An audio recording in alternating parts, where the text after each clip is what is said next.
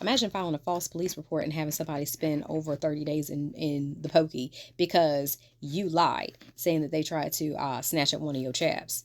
Well, that's what Ms. Carolyn Miller has done. And I don't know if y'all remember, like I said, about 30 or so days ago, there was a story that came out of Tennessee, Georgia, that this man, Mr. Patel, Mahendra Patel, was in Walmart and met this lady on a scooter and apparently tried to snatch up her child. Well, looking at the footage, and you can go absolutely go see this. Like, I have watched this front, back, side to side, y'all. It's literally what he said. Basically, he came in, he saw this lady on the scooter. Now, let's talk about the scooter, because how about she has no disability, and the only reason she had this child on the scooter is because sometimes her kids like to ride the scooter. Child, please, to be a mediocre white woman in America, I swear for God. Because she then, was talking to the man or whatever, and her child almost falls. Now, if y'all know, like I know, them damn Walmart floors ain't nothing to play with. Baby, gravity will show you some things real quick. So he, helps the child not smack the floor and try to get the child to, be stabilized and whatnot. So now you got the child on the motorized scooter, and they weren't secure. Is CPS gonna enter the chat? Anyways, he asked her about where the Tylenol is. She showed him, pointed to where it was or whatever. He walks off. You don't see him in the frame anymore. Then you see him come back or whatever, and he let her know. He was like, hey, I found it. And so she like motions to him. Looks like she gives him a thumbs up or something. I don't know. But it wasn't like, no, oh my God, I'm afraid. Like this man just, because if somebody tried to snatch your kid, you hollering. You ain't, like, okay, bro, glad you found it. No, you like, I know you fucking like something. So anyways, Mr. Patel walks to the front of the store. He pays with a card, like credit card, debit card, or whatever. Chats it up with the little man, the little person that's at the front, the little greeter and what have you, for several minutes. Walks out the store. If he was trying to commit a crime, he's not going to leave a fucking paper trail with a card. He's not going to sit there and talk to somebody. He's going to hightail his ass to the fucking car and get the hell up out of there. But that's not what he did. And then you see her, chatted up with another shopper in the store. And I've heard people say that, she kind of was like, what? I had a weird encounter with this man. And what do you think I should call the police?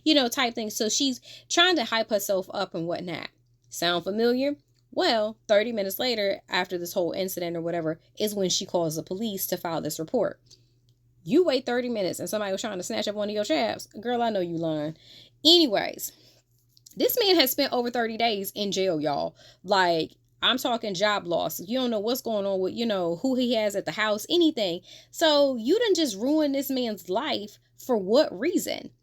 Now, here's the thing. We're able to see the video. Cobb County should be able to see the video, right? Why is the DA still trying to prosecute? Mr. Patel's attorney is turning Miss Miller's record any which way but loose, because she pulled her court record and basically found out that she has a knack for filing false police reports. About 20 of them in the last 7 years, y'all. Now, here's the thing. In 2019, she accuses a Lyft driver of the R word. Who that sound like, y'all? Her name already, Caroline, sound like Carolyn, don't it? And y'all remember the Carolyn Donham case. And if you don't remember, Emmett Till. Look at how that's eerily similar. Well, this man has spent over 30 days in jail on some shit that he didn't even do. And, his lawyer is like, look, and I will say that they did find out that she absolutely added her name to the rideshare class action suit. I was like, well, they being petty. But anyways, his attorney is like, look, this man could absolutely sue the DA's office, because at this point, why did y'all let that man sit in there for 30 days? And he could absolutely sue Carolyn Miller, which he absolutely needs to do, because one, he's got to pay for all this lost wages, all this time. His reputation is shot. Regardless of the fact of him being innocent, there's always going to be somebody that's going to be like, hey, weren't you that man that was on the news for, trying to snatch up that kid? That's not something that you want attached to your name. And then he's gonna need, his record cleaned, expunged. That costs money. I know one thing, Cobb County better be expunge this man's record for free. They better be, quietly handing him a little settlement money. She better go and find some way to pay off this person, because ain't no way in hell that you're gonna sit here and try to charge or accuse somebody of taking your child. And also, the news tried to follow up her, because you can see a couple of her interviews that she did or whatever. They're like, yeah, we can't get her back on the phone. I bet you can't.